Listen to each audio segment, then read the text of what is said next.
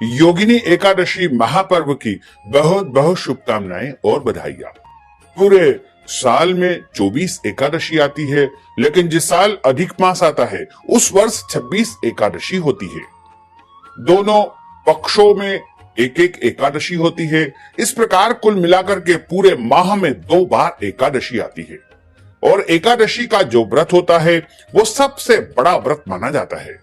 भगवान लक्ष्मी नारायण का परम प्रिय व्रत यदि कोई होता है तो वो एकादशी का व्रत होता है। और आज हम आपको बताने जा रहे हैं कि एकादशी के दिन यानी योगिनी एकादशी के दिन आपको एक चीज खा लेना है। इस वस्तु को यदि आप खा लेंगे तो पूरे साल जम करके आपके घर में पैसा बरसेगा, यानी आपके घर में पैसों की कभी भी कोई कमी नहीं आएगी। तो इस बार योगिनी एकादशी का जो महापर्व है वो 5 जुलाई 2021 सोमवार के दिन है। वैसे तो एकादशी तिथि का जो प्रारंभ होगा 4 जुलाई 2021 रविवार की शाम को 7:55 से होगा, जो कि 5 जुलाई को रात को 10:30 पर एकादशी तिथि समाप्त हो जाएगी। और जो भक्तजन माताएं बहनें एकादशी का व्रत करते हैं या शुरू करने जा रहे हैं, उनको 5 जुलाई 2021 सोमवार के दिन ही एकादशी का व्रत करना चाहिए। और इस एकादशी व्रत का पारना यानी व्रत खोलने का जो समय रहेगा वो 6 जुलाई 2021 मंगलवार को सुबह 5:29 से लेकर के 8:16 के बीच में आपको व्रत का पारना कर लेना चाहिए, यानी व्रत को खोलना चाहिए। और एकादशी का व्रत करने वाले को दशमी तिथि के दिन एक समय भोजन करना चाहिए। पराय अन्न का इस दिन उपयोग नहीं करना चाहिए तथा दशमी तिथि के दिन पान नहीं खाना चाहिए और इस दिन मसूर की दाल और चावल का उपयोग भी नहीं करना चाहिए। और इस दिन ब्रह्मचर्य व्रत का पालन करते हुए आपको अगले दिन यानी 5 जुलाई 2021 सोमवार के दिन ही योगिनी एकादशी का व्रत करना होगा। योगिनी एकादशी के दिन सबसे पहले जल्दी उठे, स्नान करे, भगवान का पूजन अर्चन करे तथा उसके बाद आप सूर्य देव को जल चढ़ाएं। उसके बाद संकल्प आपको धारण करना चाहिए और उसके बाद आपका व्रत आरंभ हो जाएगा। एकादशी के दिन चावल का उपयोग नहीं करना चाहिए और इस दिन चावल बिल्कुल नहीं खाना चाहिए। एकादशी के दिन सर्वोत्तम फलाहार गाय का दूध या फिर गाय के दूध से बनी वस्तुएं या फल ही माने गए हैं। और एकादशी के दिन दाढ़ी कटिंग या बाल नहीं कटवाना चाहिए। शरीर के अंग के कोई भी बाल इस दिन नहीं काटना चाहिए। एकादशी के दिन क्रोध नहीं करना चाहिए, झूठ नहीं बोलना चाहिए। ब्रह्मचर्य व्रत का पालन इस दिन अनिवार्य रूप से करना चाहिए तथा एकादशी के दिन कोई भी घर में याचक या भिखारी या मांगने वाला आता है उसे खाली हाथ नहीं लौटाना चाहिए तथा एकादशी के दिन पेड़ पौधों को काटना या छांटना भी नहीं चाहिए। और एकादशी के दिन रात्रि में जागरण करना चाहिए। यदि आप पूरी रात नहीं जाग सकते हैं तो 1 प्रहर, 2 प्रहर, 3-3 घंटे के एक एक प्रहर होते हैं। जितना आपके शरीर में शक्ति है उतना जागरण करें तथा रात्रि के समय भी भगवान का भजन तथा कीर्तन करें और भगवान के पवित्र स्तोत्र जैसे श्री गोपाल सहस्त्र नाम का पाठ करें या फिर श्री विष्णु सहस्त्र नाम का पाठ करें या भगवान के भजन तथा कीर्तन भी आप कर सकते हैं। और एकादशी के दिन पेड़ पौधों को काटना या छांटना भी नहीं चाहिए। एकादशी के दिन तुलसी जी से पत्ते नहीं तोड़ना चाहिए। तुलसी जी के नीचे जो पत्ते गिर जाते हैं उनको उठा करके आप उपयोग कर सकते हैं।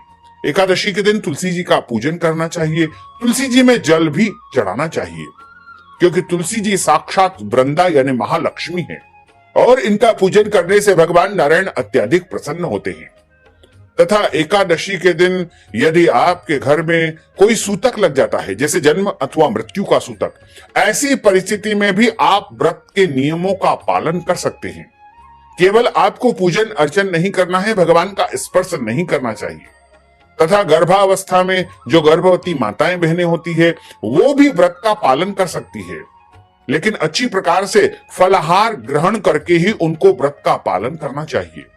इसी प्रकार जो मासिक धर्म में माताएं बहनें होती है वो भी व्रत का पालन कर सकती है, लेकिन ऐसी अवस्था में भगवान का पूजन अर्चन उनको नहीं करना चाहिए। एकादशी के दिन क्रोध नहीं करना चाहिए। एकादशी के दिन झूठ नहीं बोलना चाहिए। तथा इस दिन घर के बड़े बुजुर्ग, माता पिता, सास ससुर का अनादर या अपमान नहीं करना चाहिए, उनकी सेवा करनी चाहिए। और घर पर यदि कोई याचक, भिखारी या मांगने वाला आता है, साधु संत आता है, ब्राह्मण आते हैं, उनको खाली हाथ नहीं लौटाना चाहिए। कुछ न कुछ अपनी शक्ति तथा सामर्थ्य के अनुसार उनको दान पुण्य अवश्य ही करना चाहिए। और एकादशी के दिन शास्त्रों की, देवी देवताओं की, साधु संतों की, ब्राह्मणों की बुराई बिल्कुल नहीं करना चाहिए।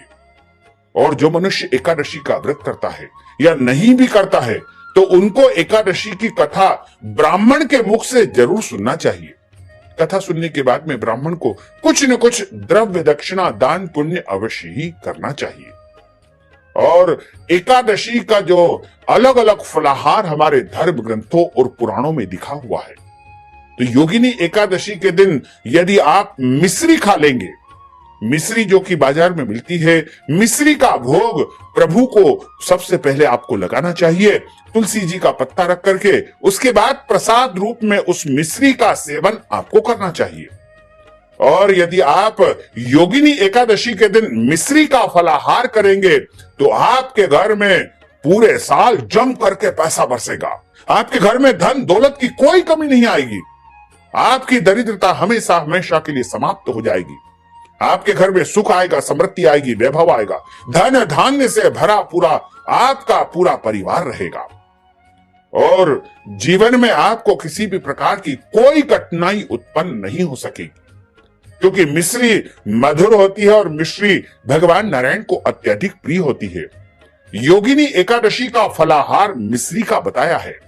वैसे तो अन्य वस्तुएं फलाहारी आप सेवन कर सकते हैं, लेकिन मिश्री का फलाहार इस दिन सर्वोत्तम फलाहार माना गया है।